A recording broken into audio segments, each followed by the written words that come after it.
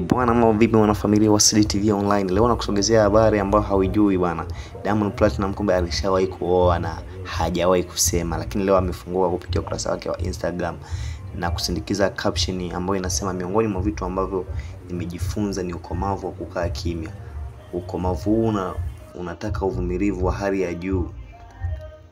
Inataka uwe na moyo wa subra na hasa kukaza roho kipindi mtu au watu wanapokuwa wanakupakazia ubaya fulani kwenye jamii, halafu wewe una ukweli wake, lakini unatakiwa ukae tu kimya, usijibu, ili hali ukweli unao ndani.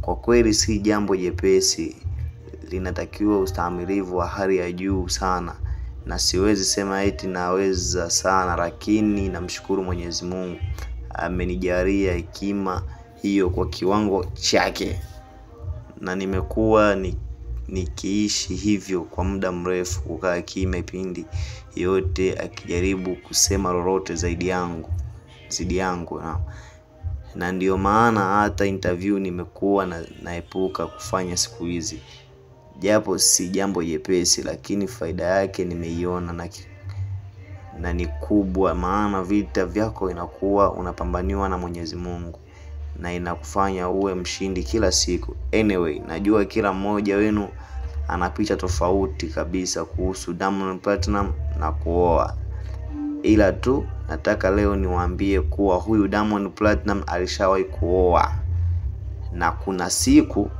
nitawaambia ilikuwaje.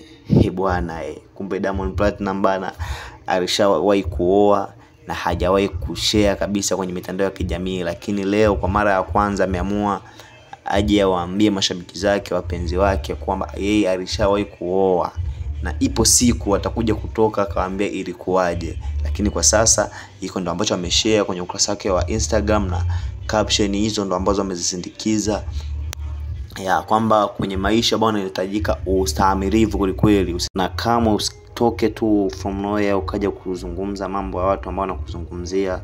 So hicho ndo ambacho amekishare Diamond leo kupitia ukurasa wake wa Instagram, na amefunguka kusema yeye alishawahi kuoa.